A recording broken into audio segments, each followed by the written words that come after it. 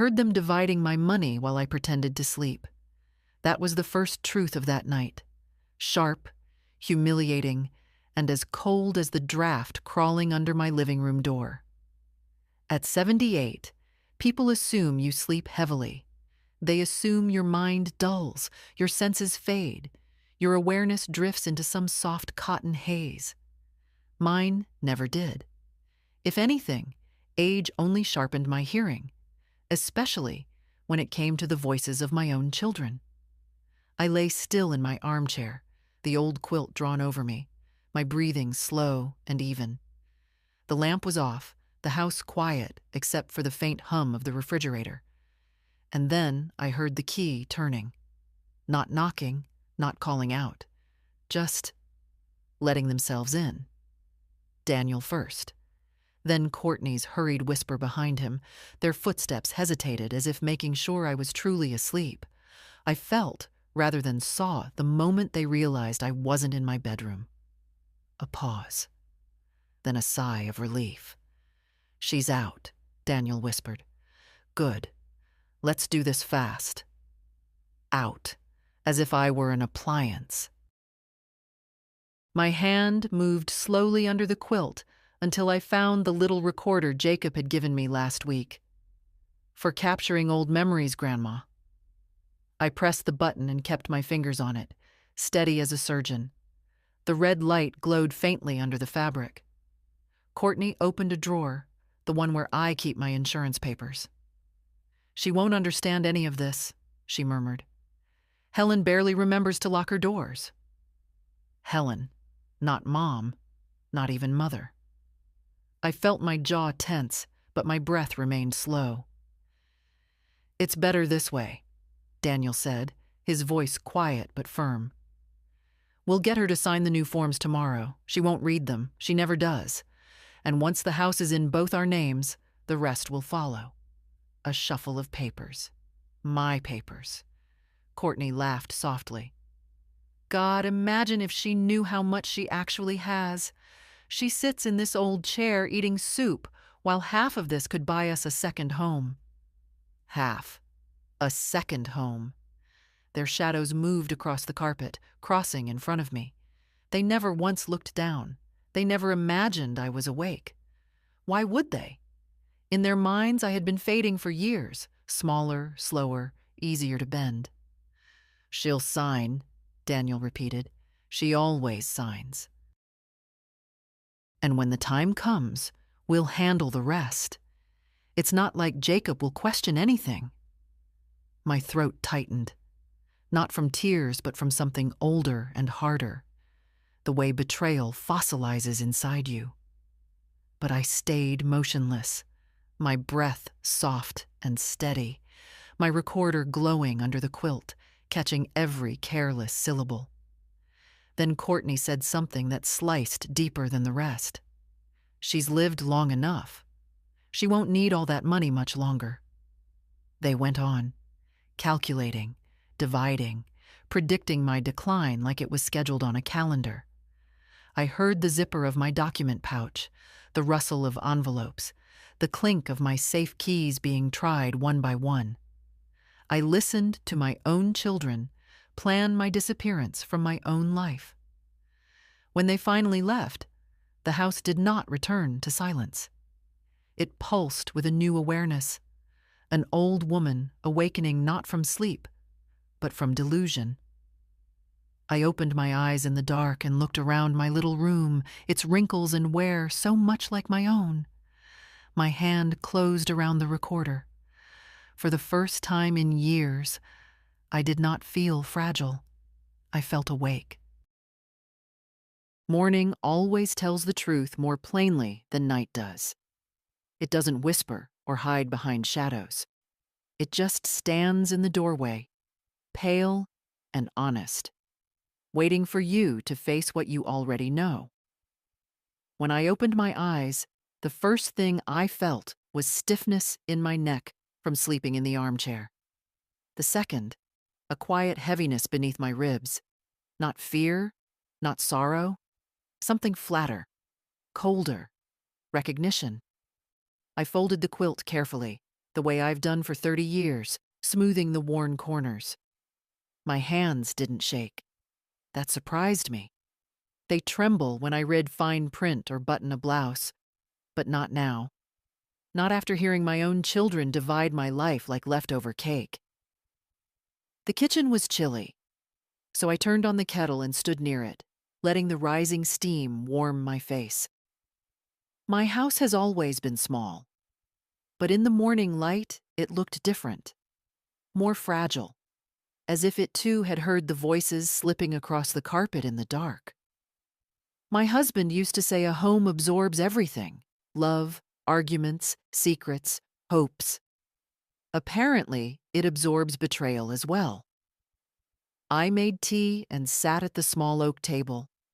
My mind didn't wander the way people expect an old woman's mind to wander. It went straight to the night before, dissecting each word as cleanly as a scalpel. She won't understand any of this. She always signs. She won't need the money much longer. How easily they said it. How natural it was for them to plan around my absence while I was still breathing. The clock on the wall clicked softly, steady as a heartbeat. I glanced at it only once. I had no schedule for today, no errands, no appointments. But somehow, the hours ahead felt different, shaped, purposeful, like a road quietly unfolding. I wasn't sure yet where it led, but I felt myself stepping toward it. I took out the recorder from the pocket of my robe, a small silver thing, warm from being held all night. I set it gently on the table. It looked harmless, laughably so, but inside it held my children's voices, their whispers, their certainty that I was too dim to notice anything at all. I didn't press play. Not yet. I didn't need to hear it again to know the truth. Just then, a knock sounded on the door. Light, quick, familiar. Only one person in my life knocks as if he's afraid he might disturb the dust. "Grandma?" Jacob called. "You up?" I opened the door, and there he stood. Tall, awkward in his college sweatshirt, hair uncombed, eyes bright with that earnest kindness young people don't even know they carry. He stepped inside and inhaled dramatically. "You made tea," he said. "Good, I didn't sleep much." That startled me. "Why not?" He shrugged. "Studying, and I kept thinking I should check on you today." My throat tightened, not from emotion, but from the strange gentleness of being considered. Daniel never stopped by without a reason. Laura never knocked softly. But Jacob came simply because he thought I might need him. Life isn't fair, but sometimes it hands you a single person who makes the unfairness bearable. We sat at the table. He talked about an exam he'd just passed, about a book he thought I'd like. I listened, smiling, my hands wrapped around my cup. I didn't tell him anything about last night. I couldn't. Not yet. He was too young to carry that weight, and besides, I needed my own thoughts to settle before I put them into anyone else's hands. Still, he noticed something. "You seem quieter today," he said softly. "Not in a bad way. Just different." I lifted my gaze to him. For a moment, I almost said everything. How his father and aunt had entered my home like thieves. How they had peeled away the last thin skin of trust I had left. How the recorder between us held the proof of it all. But instead, I touched his hand lightly. "Different can be good," I said. "Sometimes it means a person finally woke up." He nodded, not fully understanding, but willing to trust me anyway. That alone steadied me more than any long night's sleep could. After he left, the kettle whistled again, as if reminding me I'd forgotten to turn it off. I stood in the quiet kitchen and looked around my life. The photos on the wall, the chipped china, the curtains I'd sewn myself decades ago. Everything felt both familiar and newly precious. Last night had shaken me, yes, but it had also drawn a line I could no longer pretend wasn't there. The world had shifted, and I would have to shift with it. But not loudly, not dramatically, just steadily, like the quiet settling of earth after an old river changes its course. I didn't press play on the recorder until late afternoon.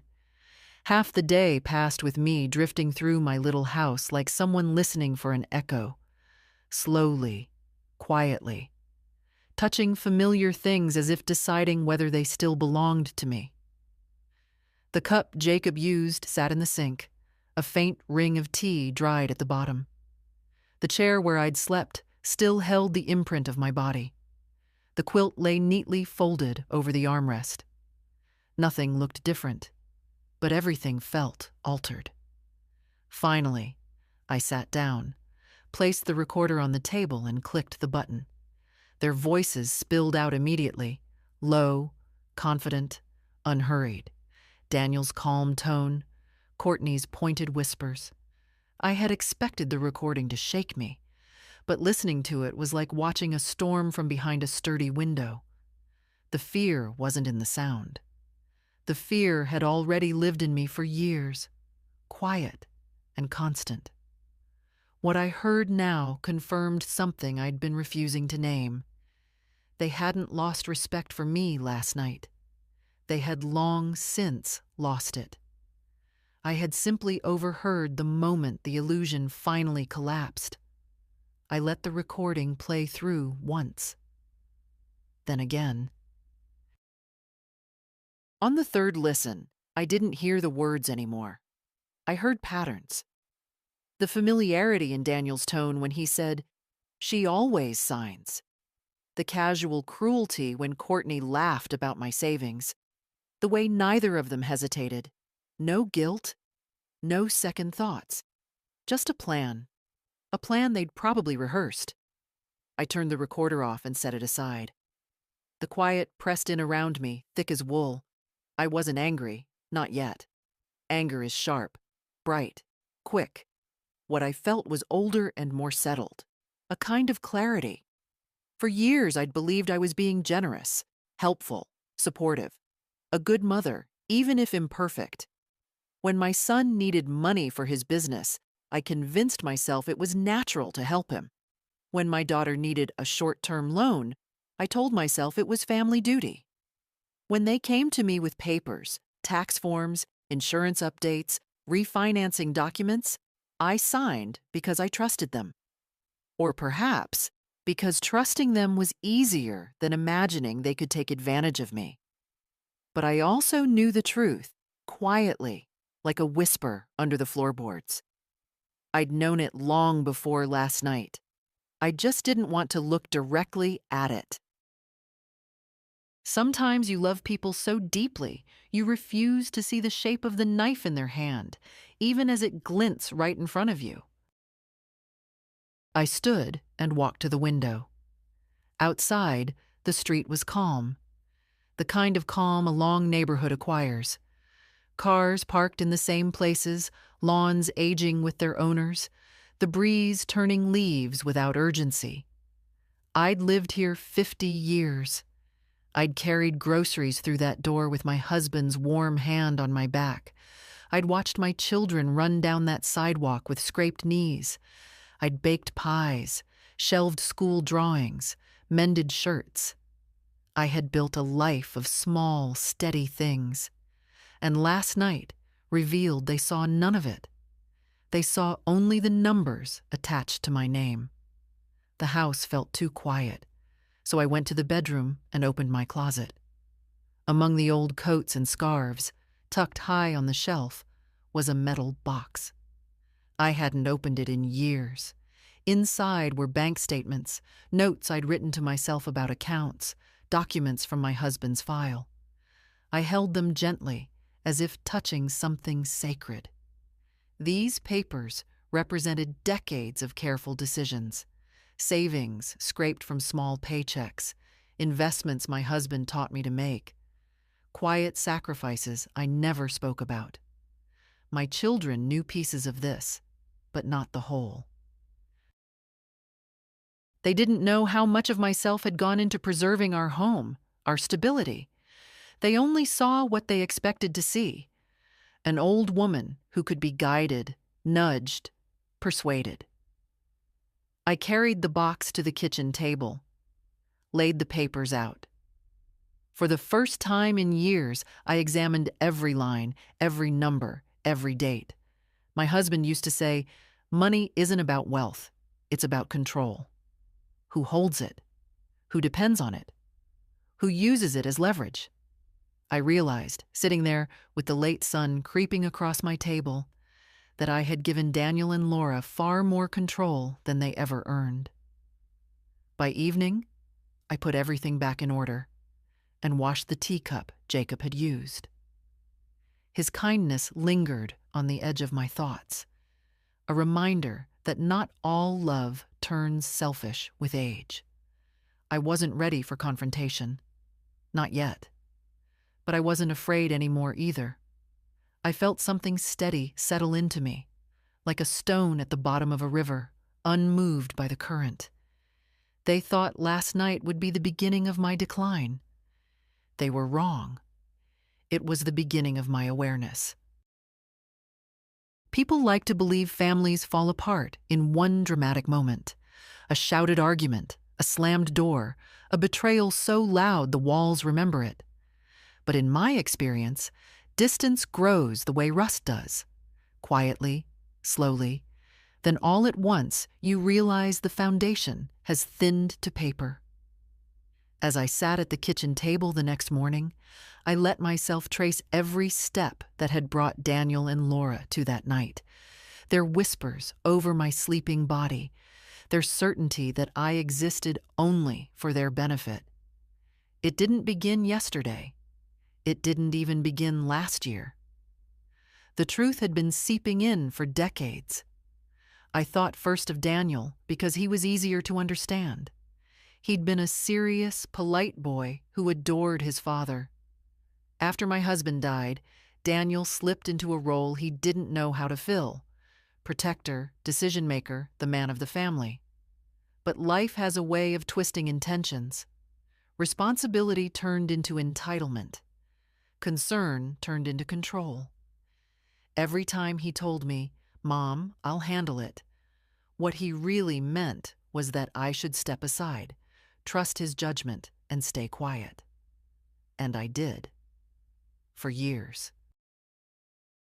He'd come with documents too complicated for me, and I'd sign them because it felt like faith, not surrender.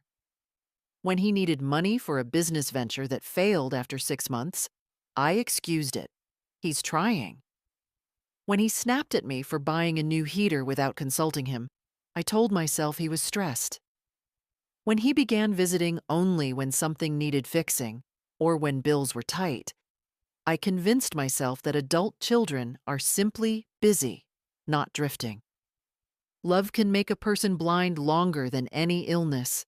Laura was different, softer in voice, harder in her disappearances. My daughter held her resentment like a keepsake, never addressed, never explained, but always present. She blamed me for things I could never quite define. For working too much when she was a girl, for being too strict, for being too lenient, for having expectations, for having none. Every version changed depending on the season of her life. But she never forgot to say, "I'll pay you back, Mom," whenever she borrowed money. She just forgot the second half of that sentence afterward. Her visits were always framed as kindness, checking on me, bringing flowers she'd bought with my own loans. Yet her eyes always drifted toward the cabinets where I kept documents. She'd ask about my accounts with feigned casualness. "You should let me manage things. It's safer." Safe for whom, she never clarified. I let all of it happen.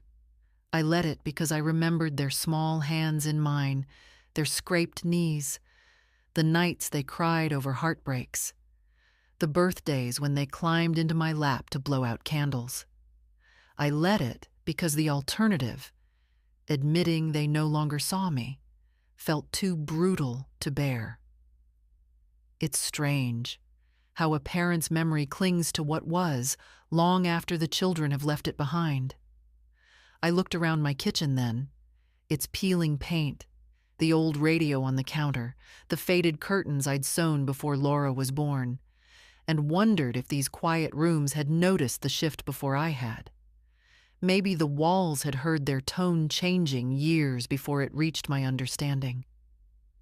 And yet, I didn't hate them. I didn't wish them harm. That would have been easier, perhaps. Hate offers direction, a target. What I felt instead was something heavier, the understanding that I had raised them with softness while forgetting to keep some of that softness for myself. People think old age weakens you, but I felt something strengthening in me. Something like a spine I had misplaced and finally rediscovered. Their betrayal wasn't new. It was simply undeniable now. I pushed the recorder aside and folded my hands in my lap. I knew I couldn't change the past, but I could refuse to repeat it. And that, for a woman my age, is its own kind of beginning. Daniel came by the next afternoon, the way a person comes to check whether a fragile object has cracked. He didn't call first. He seldom did anymore. He used to ring the bell politely in his youth, waiting for my, "Come in, darling." Now he let himself inside with the brisk confidence of someone who believed the house and the woman in it were simply extensions of his authority. "Helen?" His voice reached the hallway before he did. "Mom, you up?" Mom. The word sounded strange today. Too familiar for a man who had spent last night dividing my future like property lines. I was sitting at the kitchen table, sorting through a pile of mail I had already read twice. When Daniel walked in, he paused, studying my face with the practiced eye of someone searching for weakness. People talk about aging parents as if they are delicate china, ready to shatter at the slightest touch. But what they forget is that age teaches you how to survive cracks, not break under them. "You look tired," he said. "Rough night?" I lifted my eyes slowly, carefully. I slept, as I always do. A simple sentence, a true one, and he never imagined the depth beneath it. He sat across from me without waiting to be invited. He placed a thick envelope on the table, white, official-looking, too heavy with intent. I recognized the type. Insurance adjustment forms. Property updates. The kind he used to explain for me while sliding them under my pen. "Mom," he began gently, "there are some papers we need to go over. Nothing complicated. Just routine updates." Routine. Yes. Routine to him. Routine to the woman he imagined I still was. Compliant, trusting, unseeing. I folded my hands in my lap to keep them steady, not from fear, but from a rising steadiness that felt almost unfamiliar. "What kind of updates?" He gave a soft, dismissive smile. "Just some adjustments to make things smoother for you. Streamlined. You don't need to worry about the details." I held his gaze. "I like details, Daniel. They help me understand what I'm signing." The smile faltered. Not much, but enough. He cleared his throat, reached into the envelope, and pulled out a stack of papers clipped together. "These are for the homeowner's insurance, and these," he separated another set, "will ensure the house transitions properly. You know, when the time comes." There it was again. When the time comes. As if my expiration date were an item on his calendar. "Let me see them," I said calmly. He hesitated. Just half a second. But hesitation where there used to be confidence is a meaningful shift. He passed the papers to me, his fingers tapping against the table while I adjusted my glasses. I read every line, every word, every cleverly embedded clause. These weren't routine updates. They were structured transfers of authority, disguised under friendly legal phrasing. Subtle. Too subtle for someone who didn't read closely. But I read closely now. I set the papers down. This isn't insurance, Daniel. He blinked. What do you mean? This, I slid the stack back toward him, is a transfer of property rights. Partial now. Full later. Quietly phrased. Easily signed away. His face tightened, not with guilt, but with the irritation of someone whose plan was meeting unexpected resistance. Mom, he said, leaning forward, you're overthinking this. I'm trying to help you. These documents are to protect you. I looked at him for a long, quiet moment. The boy he once was drifted through my memory, the one who cried when his goldfish died, who held my hand crossing the street. But the man before me was different. Sharper. Certain he knew better. I appreciate your concern, I said softly, but I'll need time to review these. Carefully. Preferably with someone who can explain every line. His jaw clenched. A lawyer? Mom, that's unnecessary. To you, perhaps, I replied. Not to me. The silence between us thickened. He wasn't accustomed to being questioned. He wasn't accustomed to me requiring anything beyond his opinion. Finally, he gathered the papers with a stiff motion and shoved them back into the envelope. Fine, he said. Take your time, but don't make this harder than it needs to be. I smoothed the tablecloth with my palm. Hardness isn't always a choice, Daniel. Sometimes it arrives on its own. He looked at me then, not with tenderness, not with anger, but with calculation, measuring, evaluating, reconsidering his approach. I'll come back tomorrow, he said, standing. We'll finish this then. When the door closed behind him, the house exhaled as if it had been holding its breath. I sat alone at the table, listening to the quiet hum of the refrigerator. I didn't tremble. I didn't cry. I only felt the certainty deepen inside me. Quiet, firm, immovable. They expected the same mother they'd always known. But that woman was gone. The next morning began with a decision I didn't announce to anyone, not even to myself out loud. I simply woke, washed my face, put on a clean sweater, and laid out every folder of documents I owned onto the kitchen table. Pages with faded ink, notarized forms from decades ago, bank statements my husband once organized with careful notes in the margins. I smoothed each sheet with the palm of my hand, feeling the weight of years layered between them. Not fear, not confusion, preparation. By 10 o'clock, I had dressed and locked the front door behind me. The walk to the bus stop was slow but steady. I held the rail firmly as I climbed aboard. The driver nodded at me with the polite warmth strangers often give to elderly women. If only he knew I wasn't fragile today. I was deliberate. The law office sat 2 blocks from the town library, in a modest clay brick building that looked more tired than old. I had been there only once since my husband died. The receptionist glanced up with a practiced smile. Good morning. Do you have an appointment? No, I said, setting my purse gently on the counter. But I need one today. Perhaps it was the firmness in my tone. Perhaps it was the slight tremor of urgency beneath it. Whatever she saw, it made her expression soften. Let me check, she murmured, tapping at her keyboard. Mr. Bennett can meet with you in 15 minutes. 15 minutes. Enough time to sit, to breathe, to remind myself I was not doing anything wrong. Protecting one's life isn't rebellion, it's responsibility. When I entered his office, Mr. Bennett rose from behind his desk. He'd aged since I last saw him, his once dark beard now mostly gray, glasses a little thicker, but his eyes remained sharp. "Helen?" he said kindly. "It's been a long time." "Yes," I replied, lowering myself into the chair, "and I'm afraid I should have come sooner." He waited, not impatiently, attentively.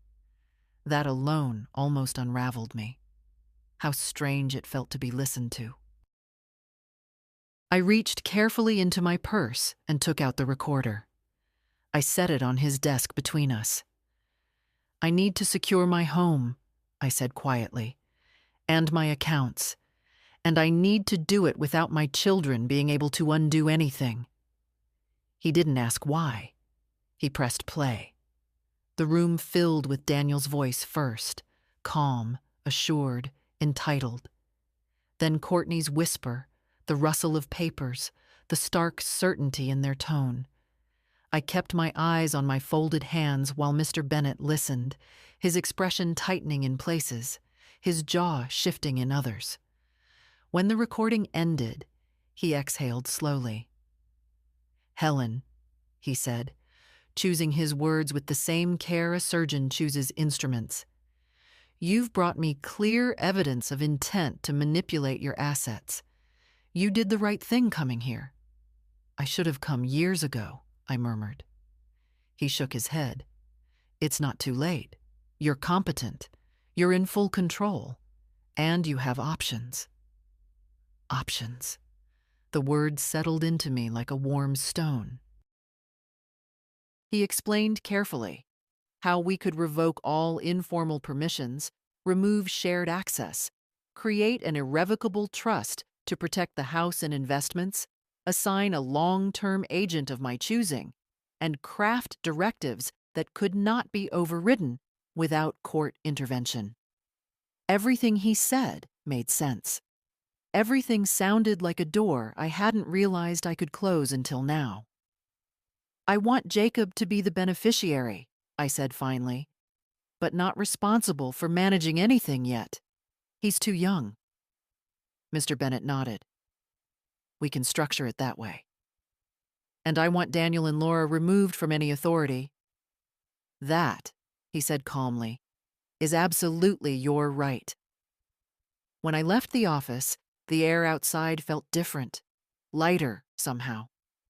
The sun had come out from behind the clouds, shining faintly across the pavement. My steps were slow but steady as I walked back toward the bus stop. I didn't feel triumphant. I didn't feel vengeful. What I felt was something I hadn't touched in years, my own power, returning quietly to my hands. The next day I woke with a sense of clarity I hadn't felt in years. It wasn't excitement. Old women rarely reach for excitement. It was steadiness, the kind that comes when a long, slow pain finally earns a name and you decide to stop living under it. My breakfast was simple: toast, a boiled egg, tea. But even the act of eating felt different. Not rushed, not distracted. I wasn't wondering whether Daniel would stop by unannounced or whether Laura would call asking for a small favor. I knew exactly what I needed to do, and for once, it had nothing to do with anyone else's needs. On the table lay the list Mr. Bennett had drafted for me. Clear steps, neatly numbered, written in a hand both firm and patient. I read them twice before I began. First, I called the bank. The customer service line was slow, but eventually a young man answered. His voice was polite, cheerful in the way people are when they're trained to be. When I explained that I wanted to revoke all shared access and automatic withdrawals, his tone shifted into something more serious. "Of course, Mrs. Marwick, we can initiate that immediately. You will need to sign updated forms, but I've placed a temporary lock on every external authorization." Temporary lock. Those two words alone felt like a door closing behind me. quiet, final, merciful. I thanked him and hung up. Then I made the next call to my investment office. Another round of verifications, security questions, identity checks. I answered each calmly, surprising even myself. By noon, every account I owned had been cordoned off, as if I'd drawn a protective circle around my financial life. The house was next. I gathered the property documents, deed, tax records, old correspondence with the insurance company.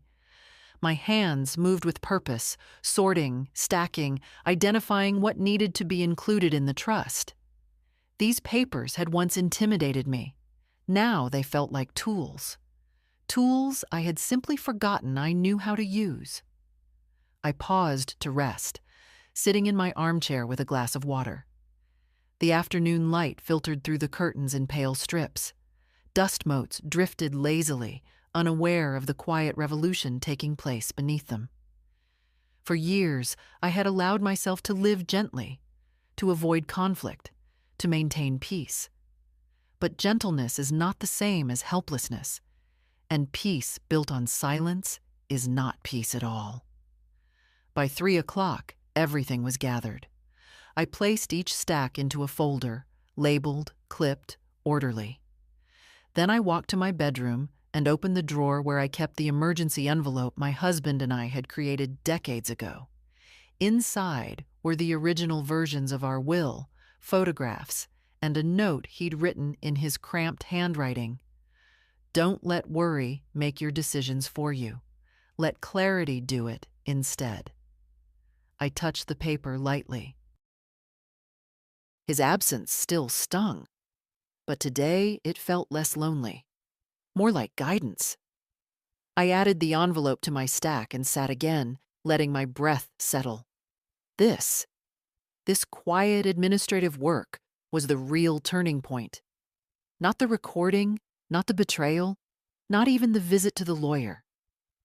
It was this moment, alone at my kitchen table, closing financial windows my children had used for years without asking whether they had the right. It wasn't revenge. It wasn't anger. It was the simple act of reclaiming what had always been mine.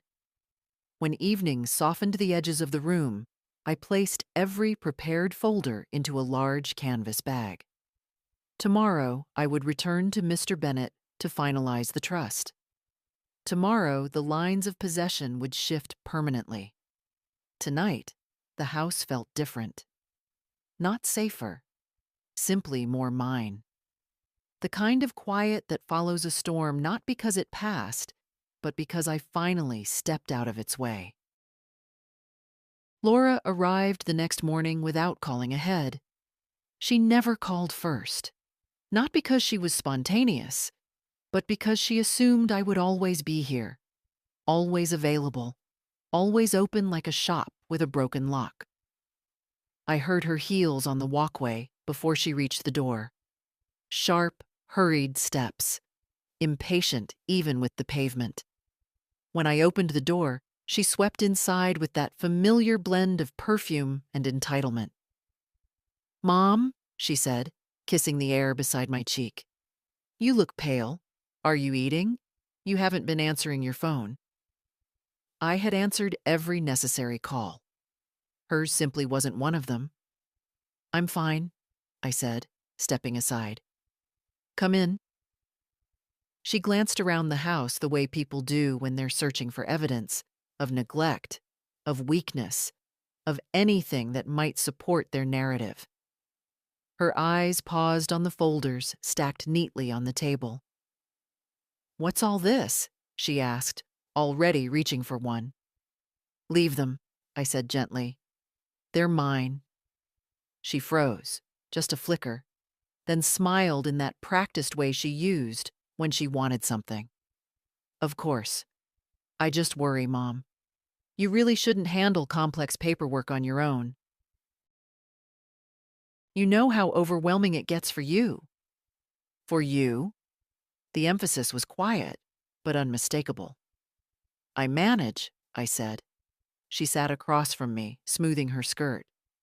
Daniel said you were acting strange yesterday. He thinks you might be stressed or confused. I folded my hands on the table. Confused about what? She hesitated, studying me carefully.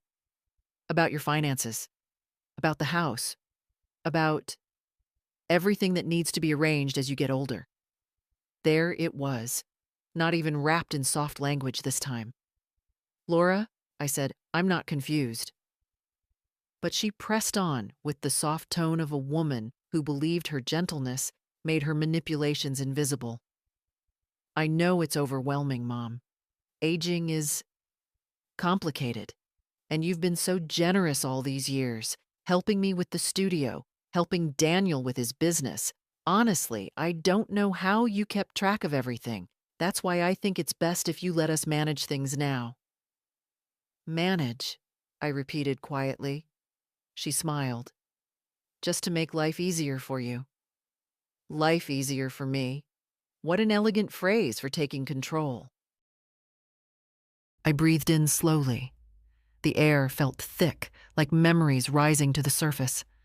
I thought of every loan she never repaid, every promise she made, every time she said I should trust her judgment. Laura, I said, please tell me honestly, why are you here today? Her smile wavered. To help, Mom. You know that. I waited. Silence is a tool older women learn to use well. It unsettles those who rely on rehearsed lines. Finally, she sighed. Daniel said you were hesitating about signing some forms. He thinks something spooked you, so I came to reassure you. I don't need reassurance, I said softly. I need honesty. She blinked. What's that supposed to mean? It means, I said, feeling my voice steady as stone, that I know you and your brother have been discussing my affairs without me, and I know what you intend. For a moment she looked stunned. Then her expression shifted, quickly, expertly, into wounded innocence. Mom, how can you think something like that? She whispered. We're your children. We only want what's best for you. She reached across the table, touching my hand. Her fingers were warm, but her grip had the tense urgency of someone trying to claim something slipping away. I didn't pull back. I simply looked at her, really looked, and saw the truth that had been growing for years. You want what's best for yourselves, I said quietly. She flinched as if struck. That's not fair. Maybe not, I said, but it's accurate. She withdrew her hand slowly, confusion and irritation flickering across her face. Like a child denied a treat she believed already promised. I stood, gathering the folders before she could reach for them again. I'll handle my own affairs, I said. Please respect that. She rose too quickly, her chair scraping the floor. Mom, you're making a mistake. You're pushing us away.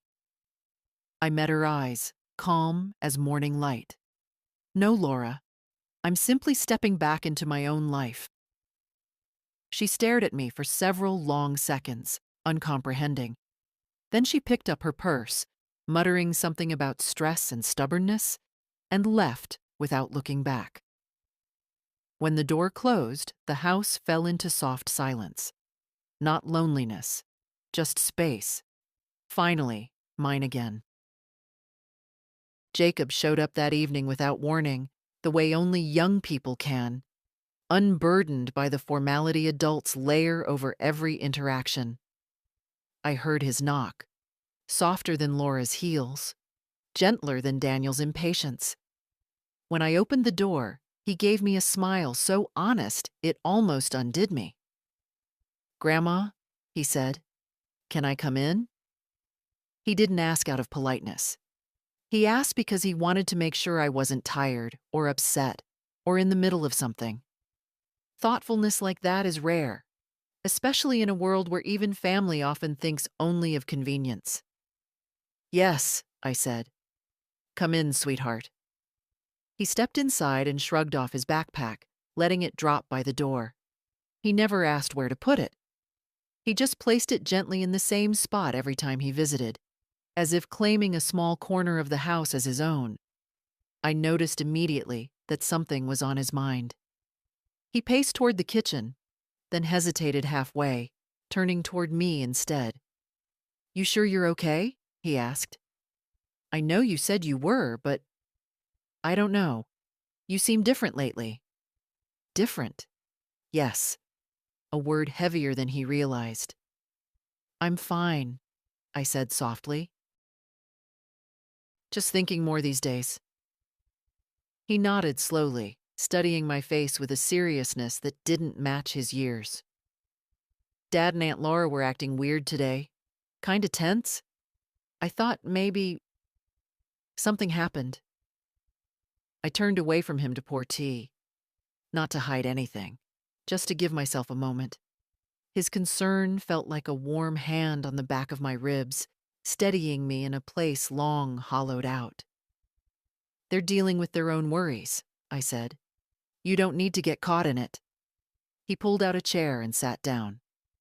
"I'm not caught in anything. I just care. You know that, right?" I set a cup before him. His fingers curled around it, and for a moment he looked like a child again. The boy who used to sit at this very table drawing rockets on napkins, feet not yet touching the floor. "Of course I know," I said. "You're the one person who visits because he wants to, not because he needs something." He blinked, startled. "Is that what Dad does? Comes only when he needs something?" The question was too sharp for his age. Not dangerous, just painful. I chose my answer with care. "Your father has a lot on his plate," I said. "And sometimes he forgets that other people have lives of their own." Jacob looked down at his tea, turning the cup slowly between his palms. "Mom says he's stressed. Aunt Laura, too. But sometimes it feels like they make things harder than they need to be." The honesty of youth, simple, clean, unvarnished. He glanced up again. "Did they upset you?" I met his eyes. They were his grandfather's eyes, steady, gentle, unwilling to look away from truth. "They tried," I said, "but it didn't work." He smiled faintly, a mix of pride and relief. "Good. You're tougher than they think." Tough. I never thought of myself that way. But maybe toughness doesn't always shout. Maybe it whispers, stands steady, refuses to bend even when the wind insists. Jacob talked then about school, about a small scholarship he hoped to win, about a professor who encouraged him. I listened, nodding, offering the kind of small comments that show care more than any grand gesture. His voice warmed the house in a way nothing else had in weeks. When he finished his tea and stood to leave, he hugged me without hesitation. Arms warm, firm, real. "Grandma," he said quietly, "if you ever need anything, anything at all, just tell me, even if it's not easy." My throat tightened. I touched his cheek lightly. "I know," I said, "and that means more than you realize." After he left, the house settled around me. The silence wasn't heavy this time. It was peaceful, like the soft exhale after realizing something true. I wasn't alone in every way that mattered. And tomorrow, the next steps toward reclaiming my life would feel a little less heavy. They came together the next afternoon. Daniel first, tight-jawed and purposeful, and Laura a few steps behind, her arms crossed like a shield. I saw their silhouettes through the frosted glass before they knocked. There's something unmistakable about the posture of people who have already decided what they deserve.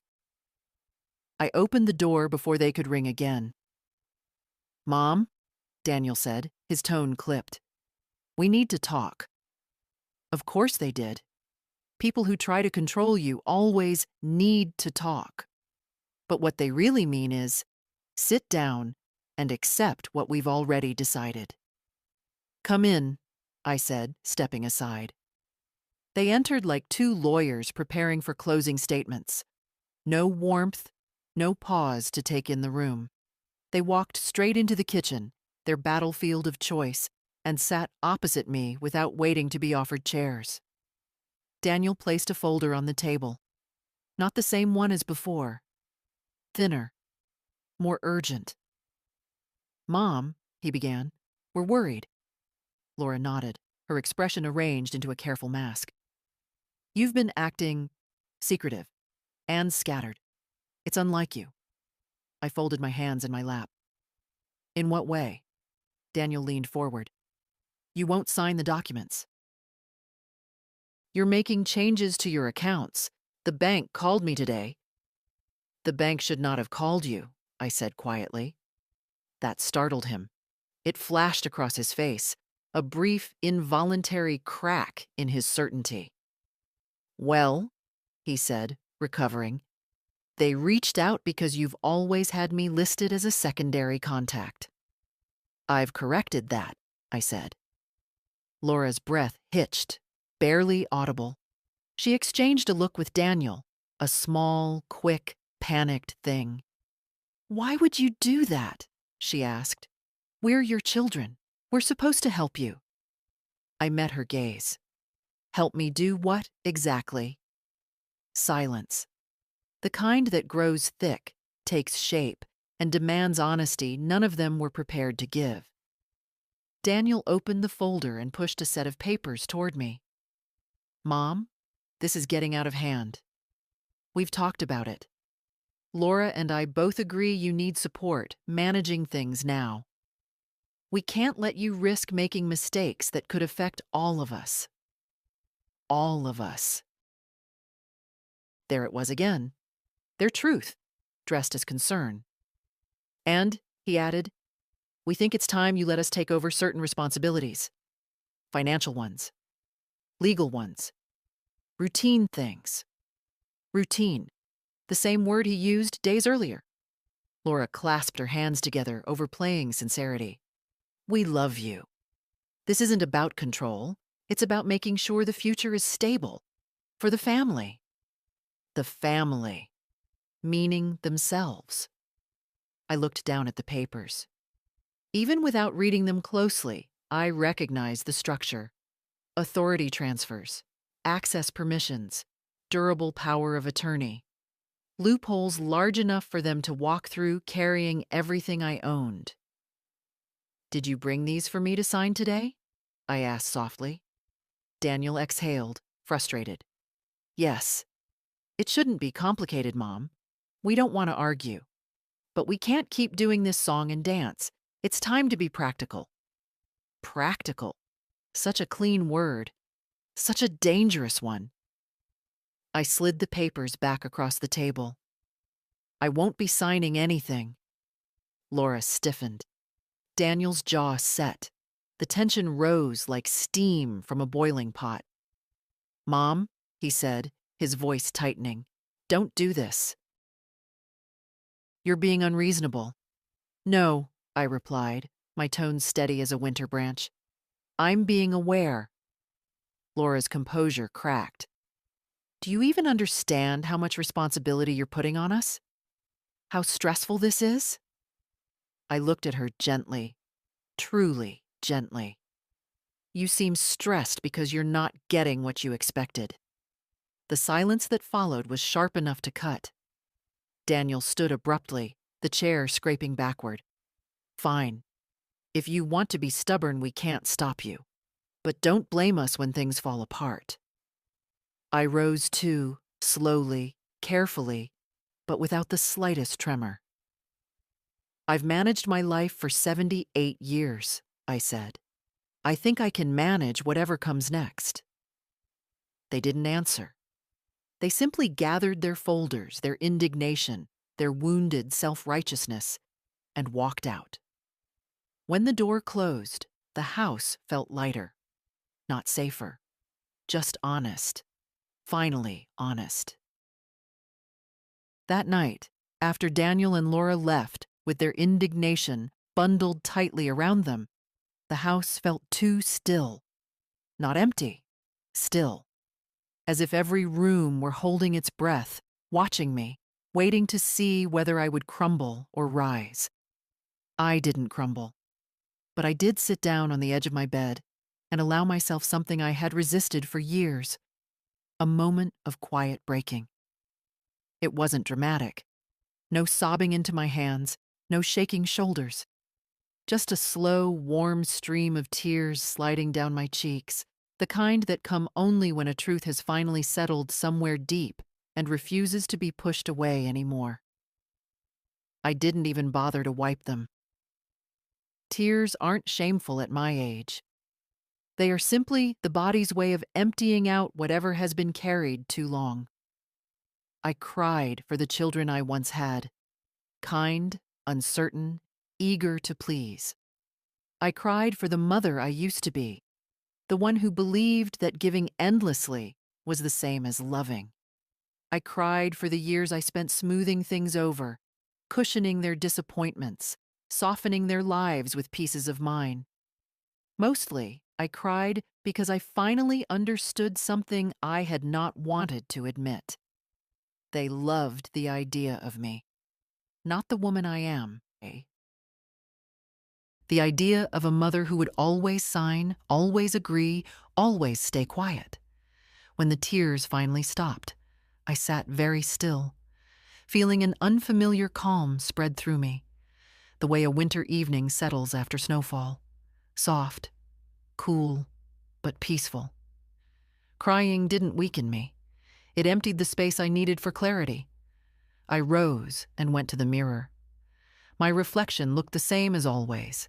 Silver hair pinned neatly, lines around the mouth softened by time, eyes dark and steady. But something beneath the surface had changed. I recognized myself again. A woman who had lived a whole life, not a shadow waiting to be written over by others. Sometimes the deepest strength hides behind the simplest gestures. Boiling water for tea, smoothing a pillow, folding a sweater with careful hands. I did all of these as the evening grew quieter.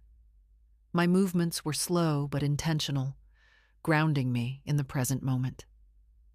Around 9 o'clock, I opened the window to let in the cool air. Outside, the streetlights glowed faintly, casting long shapes across the pavement. I listened to the familiar creaks of my house, old wood settling, pipes sighing, the gentle hum of the heater. Sounds I used to interpret as loneliness now felt like companionship. This house had held me through grief, celebration, seasons of fear and hope. It knew me better than my children did, and tonight, it felt like it was standing with me. I returned to the kitchen and looked at the folders still stacked neatly by the telephone. Tomorrow, Mr. Bennett would finalize everything: the trust, the transfers, the protections, the legal boundaries no one could cross. My life, the part still within my power, would be secured. But tonight wasn't for planning. Tonight was for understanding. I sat in the armchair, pulled the quilt over my legs, and closed my eyes. Not pretending this time, just resting, letting my breath settle into its natural rhythm, letting the truth of the last several days sink into my bones without resistance. I wasn't losing my family. I was simply seeing them clearly. There is a difference, and recognizing that difference didn't feel like defeat. It felt like stepping into a long-awaited honesty, quiet, steady, and mine alone. By morning, the heaviness that had followed me for days felt quieter, as though it had finally settled into a place where it could no longer reach my throat. I moved slowly, but not from weakness. My steps had purpose now, each one anchored by a decision I had spent years avoiding. I made tea, buttered a slice of toast, and sat for a moment in the kitchen's soft morning light. The house felt almost alert, listening as though it knew what today meant. On the table lay the folders I had prepared, everything organized neatly in the way my husband once taught me. If you understand your papers, you understand your life. For the first time in a long while, I felt that understanding returning. I dressed with care. Nothing grand, just my navy cardigan, the one that made me feel composed. I buttoned it slowly, smoothing the fabric over my ribs. It's strange how small acts take on meaning when your life shifts. A cardigan becomes armor. A folder becomes a shield. The taxi arrived on time. I stepped outside with my bag held close, the crisp air brushing my face. The driver helped me into the back seat, and we rode in silence. I watched the neighborhoods pass, children waiting for school buses, a couple walking their dog, teenagers half awake on bicycles. Life going on, unaware of the quiet battles fought inside other people's homes. Mr. Bennett greeted me with a nod that conveyed both respect and concern. He motioned me into the same office as before, and I took my seat without hesitation. "Are you ready?" he asked. "Yes," I said, and I meant it. He spread the documents across the desk in a methodical line. Trust papers, updated directives, property protections, revocation forms. Each sheet represented a barrier, a wall built carefully between my autonomy and the hands that had tried to close around it. "We'll start with the trust," he said. "Your home will be placed in it immediately. No one, not Daniel, not Laura, can contest it without a court challenge, and given your capacity, they will not succeed." Capacity. A clinical word, but today it felt like a victory. The simple recognition that I was still fully myself. He walked me through every section with patience, letting me breathe between explanations. I read every paragraph, letting the meaning sink into me slowly, like sunlight warming an old stone. When I signed the first document, my hand didn't tremble. It moved with the steadiness of a woman reclaiming pieces of herself she hadn't realized she'd given away.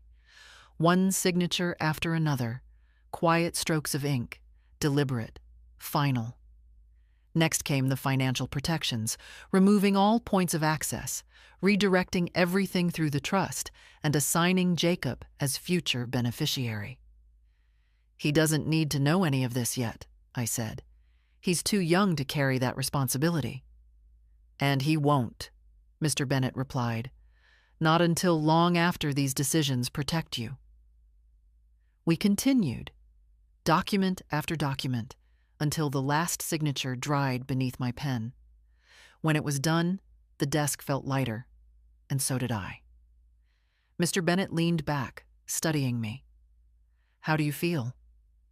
I considered the question, not triumphant, not vindictive. Those feelings belonged to people who sought battles. I sought peace. "I feel," I said slowly, "as though I've finally stepped into my own life, instead of letting other people make room for themselves in it." He smiled, gently, respectfully, and closed the folder. Outside, the afternoon sun had brightened the street. The wind was cool, but not harsh. As I walked toward the taxi, my bag tucked under my arm, I felt something I hadn't felt in years. Safety.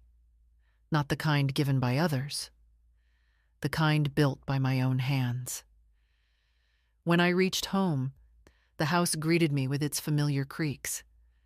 I set my bag on the table, took a deep breath, and allowed a small, quiet smile. The important work was done, and the rest, the reckoning, the truth, would come in its own time. I didn't ask my children to come. I didn't call or hint or suggest. I simply sent a message to our family group chat. The same one they used to arrange holidays without including me. Come by tomorrow afternoon. I have something to discuss. Just one sentence. No explanations.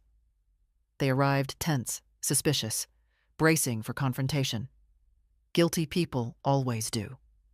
Daniel came in first, shoulders squared as if preparing for a negotiation. Laura followed, clutching her purse tight, avoiding my eyes at first. They both paused when they saw Jacob sitting at the table, sipping tea. "You invited him?" Daniel asked sharply. "I invited everyone," I said. Jacob set his cup down gently. "Dad, I can leave if you want." "No," I said, and my voice was steady enough to make them all look at me. "You're here because you care. That's reason enough." I didn't ask anyone to sit. I simply walked to the sideboard drawer, opened it, and took out the recorder. The same one they'd ignored while they whispered over my supposed sleep. I placed it on the table. Daniel's face changed instantly. First confusion, then recognition, then alarm so sharp it flickered across him like a shadow. Laura swallowed hard, her throat moving visibly. "What's that?" she asked, but she already knew. I pressed the button. The room filled with the sounds of that night, the door opening, their hushed voices, the rustle of documents. Courtney's laugh, sharp as broken glass, Daniel's calm, calculated tone. Their words, every one of them, spilled into the kitchen with unforgiving clarity. Jacob stared at the table, jaw clenched. Laura pressed a hand to her mouth. Daniel went pale. "Turn it off," he snapped. "I will," I said quietly, "after it finishes." They shifted in their chairs, unable to look at me, unable to stop hearing themselves. "You can't expect her to understand any of this. She's getting older. She signs whatever we give her. She won't need the money much longer. We'll handle everything when the time comes." The recording ended. The silence that followed was deep enough to hear the refrigerator hum, the faint tick of the wall clock, the trembling breath Laura tried to hide. "Mom," Daniel began, voice strained, "that wasn't... You're taking this out of context." I felt something inside me settle, something that had been restless for years. "I'm not taking anything," I said calmly. "These were your words, your intentions, spoken in my home." "It was just talk," he said. "You misunderstood." I looked at him, truly looked. I was awake. He flinched. Laura lowered her hand from her mouth. "Mom, we just wanted to protect you." "By dividing my money?" I asked softly. "By planning to take my house? By speaking of my death as if it were a scheduling inconvenience?" She didn't answer. Tears gathered at the corners of her eyes, but they weren't the kind born of remorse, more the shock of being seen clearly for the first time. Daniel stood, pacing. "Fine. We handled it badly. But you needed help. You do need help." "I needed respect," I said, "and honesty. And neither of you gave me that." Jacob looked up suddenly, eyes bright with anger he was trying hard to contain. "Dad? How could you?" Daniel's breath caught. He opened his mouth, closed it, then finally sat again, defeated by something he couldn't argue with. His own voice played back to him. I picked up the folders from the counter and placed them on the table. "These are the updated documents," I said. "The trust is established. The house is protected. All access to my accounts has been revoked. And you," I looked from one to the other, "no longer have any authority over my affairs." Laura gasped softly. You actually did it." "Yes," I said simply. Daniel stared at me, something like fear flickering across his expression. Not of losing my money, but of losing the version of me he had depended on. "Mom?" he whispered. You didn't have to go this far. I did, I replied, because you went much farther. No shouting followed, no storm, no dramatic exit. Just three people facing a truth they thought an old woman would never uncover, and one old woman who finally stopped pretending not to see. For a long moment after my words settled, no one spoke. The air in the room felt dense, as if every molecule had stopped moving, listening for what might follow. But nothing followed. I wasn't interested in speeches, apologies, or explanations. I had spent a lifetime absorbing those. Today was for clarity, not comfort. Daniel was the first to find his voice. So that's it? He asked quietly, though there was a tremor behind his calm. You're just cutting us out? I considered his question. No, I said. I'm not cutting you out. I'm drawing a boundary you never expected me to have. He stared at the folders as if they were weapons. Maybe to him they were. Papers that ended a kind of quiet authority he had been building for years, convinced I didn't notice, or didn't mind, or couldn't stop him. You don't trust us, Laura whispered.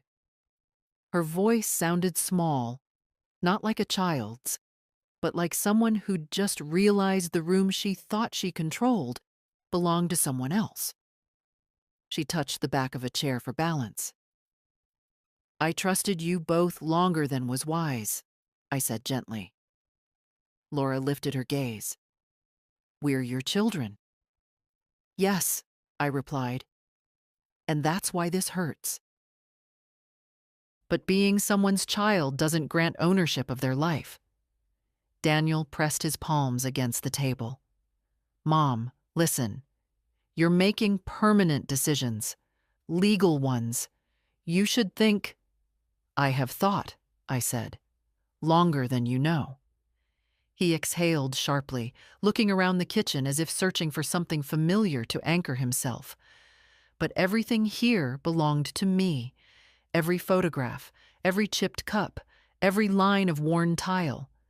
And for the first time, he seemed to recognize it. Laura sank into a chair. Her mascara smudged, but she didn't bother wiping it. So what happens now? She asked softly. Are we just spectators in your life? I sat down opposite her. You're my children. You may visit. You may call. You may be part of my days if you choose to come without demands or expectations. But you will not manage my home, my finances, or my decisions. That part of your involvement is over. Daniel rubbed a hand across his face, frustration and something like grief battling beneath his skin. I was trying to help you. By planning my death? I asked. He winced. That wasn't. You're twisting it. No, I said. I'm repeating it. He had no answer for that. Jacob cleared his throat, the only calm presence among us. Grandma's not alone, he said quietly. She's capable, and she's allowed to protect herself. Laura turned to him, startled by the gentle firmness in his voice. Jacob, this isn't your place. He met her eyes. Maybe not, but I'd like to believe in a family that cares more about the person than the inheritance.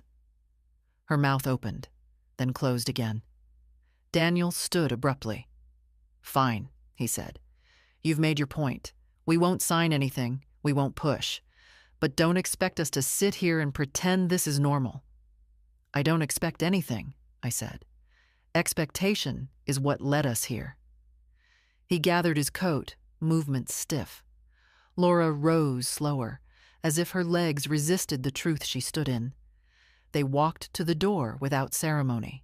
No hugs, no reassurances, no final stabs disguised as concern.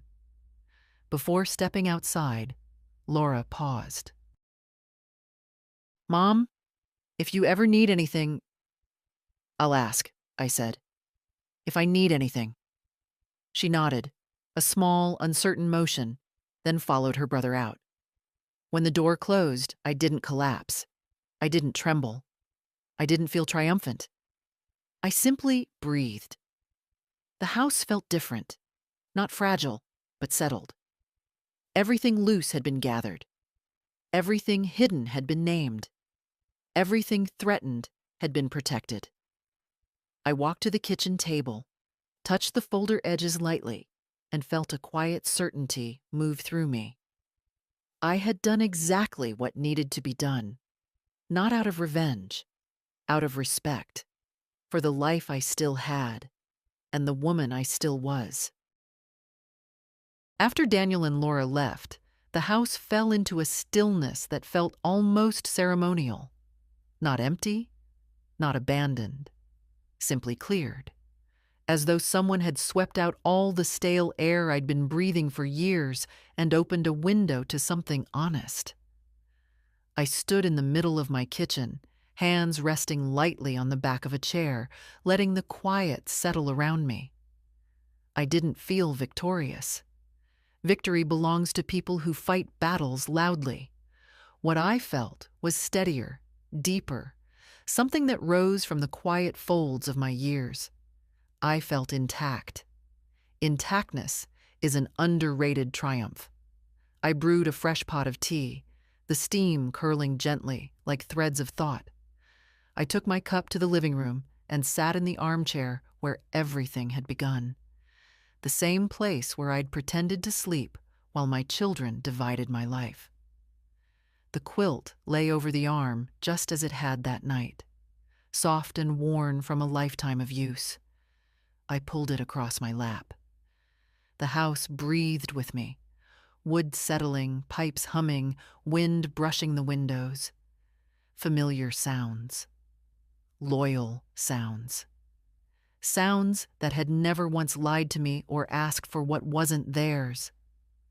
I closed my eyes for a moment. Not from exhaustion. No, I wasn't tired. I felt more awake than I had in years. Awake in the way a person becomes when she finally stops walking with her head bowed and instead lifts her gaze to see the path as it is, not as she'd hoped it might be. The past week ran through me in slow, steady pieces. The recorder, the whispers, the lawyer's firm patience, Jacob's kindness, the tears I'd allowed myself, the signatures that returned my life to my own hands, and finally, the reckoning in my kitchen. My children hearing their own voices as if for the first time. They had not apologized. I hadn't expected them to. Remorse requires humility, and humility was something neither of them had practiced in a long time. But something had shifted in them.